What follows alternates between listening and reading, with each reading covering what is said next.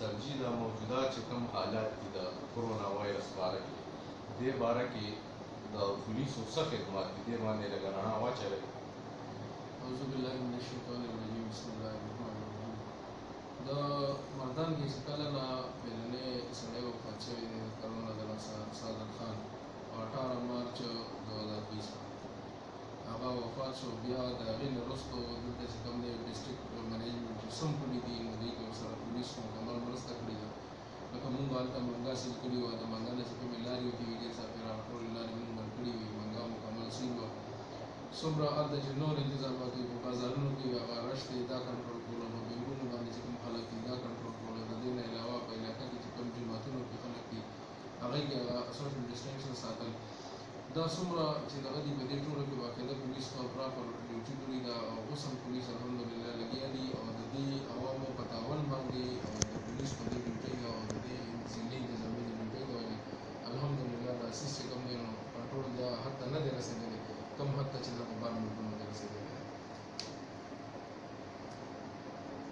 حاجي یو بله پوښتنه به درنه چې د دې پولیسو په دې رمضان المبارک کې چې کوم د ډیوټي میوټي کوي چې د دوی په کارکردګۍ باندې تاسو سره دا 15 دانې دي شیرګل ده، تحویل ده، ساړوشا ده، روپور ده، د دوی دا کارکردګۍ نه چې تاسو څومره متاثر یئ؟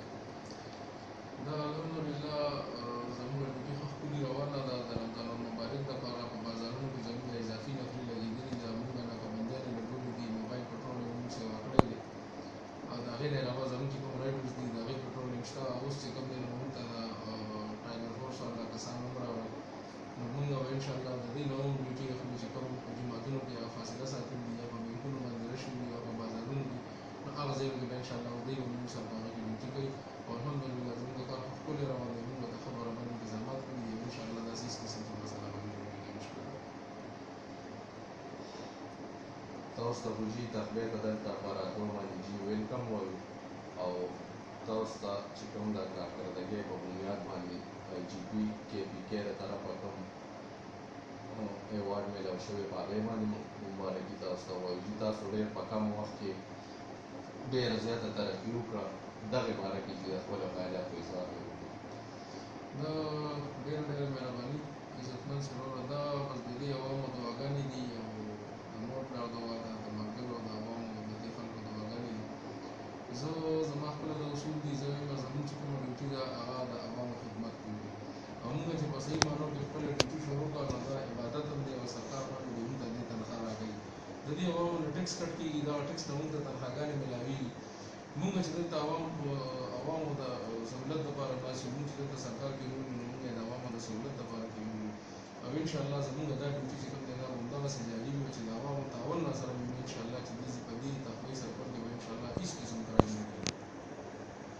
سر جي یو اخري سوال له باندې دا کوم چې بله ورځ پرون یا بله ورځ د جلاله سره خواته دلته د تقریبا 9-10 بجې د شپې څه مړي شوي دي شیرګل دانې پټرولي کې نو دغې باره کې پولیسو څه پراګرس دی، څه ګرفتاري وغیره شوې ده که نه ده شوې؟